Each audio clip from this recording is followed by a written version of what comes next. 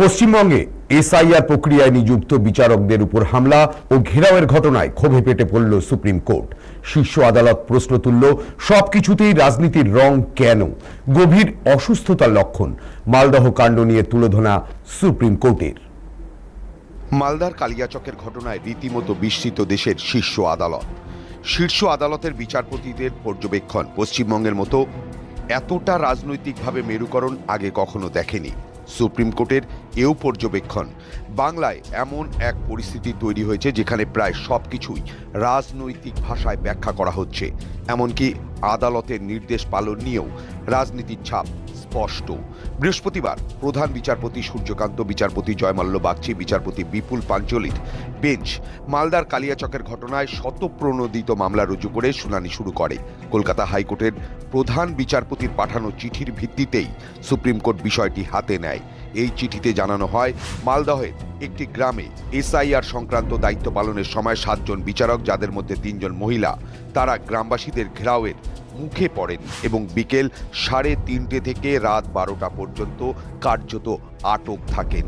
পরে গভীর রাতে প্রশাসনিক হস্তক্ষেপে তাদের সেখান থেকে সরানো হয়, কিন্তু সেখানেই শেষ হয়নি বিপদ। ফেরার পথে বিচারকদের গাড়িতে পাথর ছোড়া হয় এবং বাস দিয়ে হামলা চালানো হয় বলেও আদালতে জানানো হয়েছে। এই ঘটনার পরিপ্রেক্ষিতে সুপ্রিম কোর্টের ক্ষোভ আছড়ে পড়েছে রাজ্য প্রশাসনের উপর। আদালতের মতে, এমন এক সংকটজনক পরিস্থিতিতে প্রশাসনের তৎপরতা অত্যন্ত হালকা ছিল। প্রধান বিচারপতি সূর্যকান্ত স্পষ্ট ভাষায় বলেন, রাতে পরিস্থিতি তিনি নিজে পর্যবেক্ষণ করছিলেন। আদালতের বক্তব্য অনুযায়ী সন্ধ্যার পর থেকে দীর্ঘ সময় কোনো কার্যকর পদক্ষেপ চোখে পড়েনি। এমনকি রাত 11টা পর্যন্ত জেলা প্রশাসনের দায়িত্বপ্রাপ্ত আধিকারিকদের উপস্থিতি ছিল না বলেই মত প্রধান বিচারপতির। শুনানিতে আবেদনকারীদের পক্ষের আইনজীবী মেনকা গুরুস্বামী বলেন, ঘটনাটি ছিল একটি অরাজনৈতিক প্রতিবাদ, কিন্তু সেই যুক্তি মানতে নারাজ ছিল বেঞ্চ।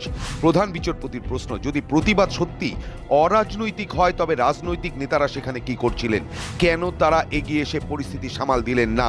আর যদি তারা উপস্থিত থাকেন তবে আইন নিজের হাতে তুলে নেওয়ার পরিস্থিতি তৈরি হলে তা থামানোর দায়িত্ব তাদের ছিল।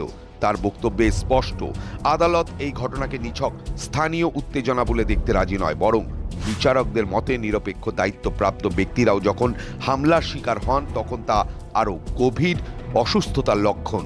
এদিকে পশ্চিমবঙ্গের অ্যাডভোকেট জেনারেল কিশোর দত্ত আদালতে বলেন, নির্বাচন কমিশন যেন প্রতিপক্ষের মতো আচরণ না করে। সেই মন্তব্যের জবাবে প্রধান বিচারপতির প্রতিক্রিয়া ছিল অত্যন্ত তাৎপর্যপূর্ণ। তিনি বলেন, দুর্ভাগ্যজনকভাবে পশ্চিমবঙ্গে প্রত্যেকেই রাজনৈতিক ভাষায় কথা বলেন। আদালত যখন ভেবেছিল এসআইআর প্রক্রিয়ায় বিচারকদের যুক্ত করলে একটি নিরপেক্ষ কাঠামো তৈরি হবে এবং তাতে সব পক্ষই সন্তুষ্ট থাকবে, তখনও এই ধরনের হামলা ঘটেছে। আদালতের ইঙ্গিত, দুষ্কৃতী কারা তা নিয়ে তারা অন্ধকারে নেই। প্রধান বিচারপতি জানান, রাত 2টো পর্যন্ত তিনি নিজে বিষয়টি মনিটরিং করেছেন। প্রধান বিচারপতির এই মন্তব্যের তাৎপর্য অত্যন্ত গভীর, কারণ সুপ্রিম কোর্টের দৃষ্টিতে বিচারকরা এখানে কোনো দলের প্রতিনিধি নন। তারা আদালতের এক্সটেন্ডেড হ্যান্ড হিসেবে কাজ করছিলেন। এসআইআর এর মতো এত সংবেদনশীল নির্বাচন সংক্রান্ত কাজে তাদের নিয়োগের মূল উদ্দেশ্যই ছিল নিরপেক্ষতা বজায় রাখা।